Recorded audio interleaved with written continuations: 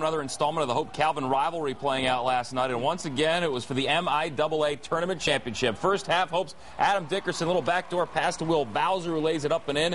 Hope on top 19-10. Second half, Hope leading by 11. Tom Snickers hits the three-pointer from the corner. He would have a team-high 20 points to pace the Knights. It was a 46-38 game. Hope's David Crombie then looking underneath, finding a wide-open Will Bowser under the hoop for two of his game-high 23.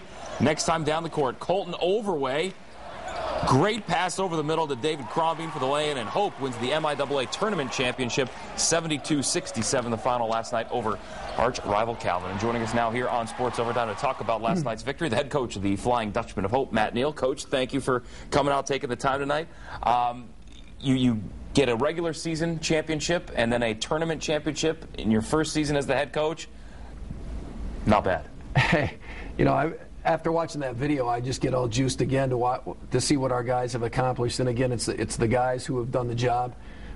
We have a terrific coaching staff, but the players have to play, and they've risen above some adversity, and have had a really great season.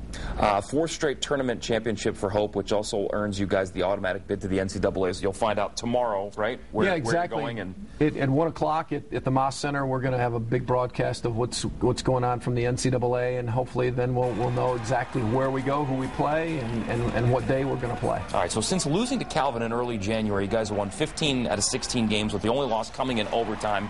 Early on in the season, you had some bumps in the road, you had some guys hurt. You don't want to say stumbled out of the gate, but a little rough at the beginning there. What happened then, and what happened as the season went on to win 15 out of 16, to win a conference championship, and then to do it again in the postseason tournament? Well, I think every team has its own personality, and I think we had to discover that.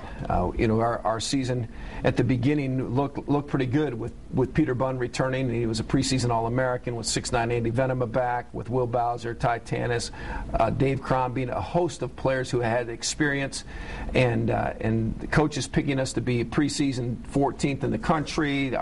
My colleagues in the MIAA picking us to be on top of the conference, and then we lose Bunn and we lose Venema, and that changes things a little bit, and that happened early. And we played against Davenport, who had played 8 games when we played them, our first game. Cornerstone, same situation. Aquinas, we beat Aquinas, but we played some very stiff competition early on, and it was really, I think, that caused our guys to grow up in a hurry. What happened? Was there a meeting? Was there something that said? I mean, all of a sudden you're kind of dealt these blows at the beginning of the season, or was it just one of those things where, okay, these guys aren't here, we still have to go to practice every day, we still have to play the games on our schedule, and we still have to make the best of the season? Yeah, I think it was a situation where we all just had to say, we're going to man up and do the job. There wasn't really one particular instance that happened that was prior to Christmas, but after or when we left for our Christmas break, we went down to Florida, and we spent some time there, and that tends to bring teams together. Chemistry starts to develop. You're hanging out a lot together, and we came back feeling pretty good about things. We had our own tournament. We won our own tournament, and then we started league play, and we ended up losing to Calvin on January 5. And I told the guys the other day, I really didn't know how we'd respond after that overtime loss to Albion a week ago, because it had been so long since we'd lost a game. And it was kind of a nice thing to be able to say, but I'm proud of the guys, the way they responded with our game against Kalamazoo. How about for you, taking over for Coach Van Weeren, a guy that you played for and you worked for so many years?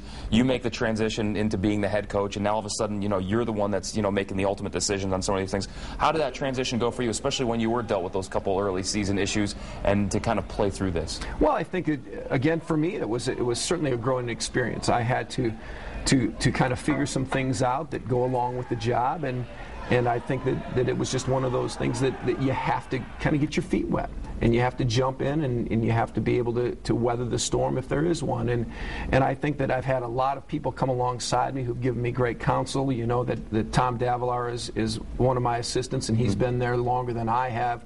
Jeff Carlson, another assistant, and Craig Kopis and Mike Aldrich. Those guys all bring a different kind of a beat to the band, so to speak, and they all provide some great guidance, and we weathered it together. Now, Coach Van Weeren has spent most of the winter in Florida, wanting to, you know, get a little alone time and retirement time, enjoy fishing, enjoy the sun of Florida, also giving you room to breathe, so he's not acting, you know, as a shadow and kind of overseeing and there at every game and that sort of thing. But you did speak with him today. What did he tell you again? I did, and he was just talking about how proud he is of our players and of our staff, and he said just cherish the moment because it's one of those really, really special times.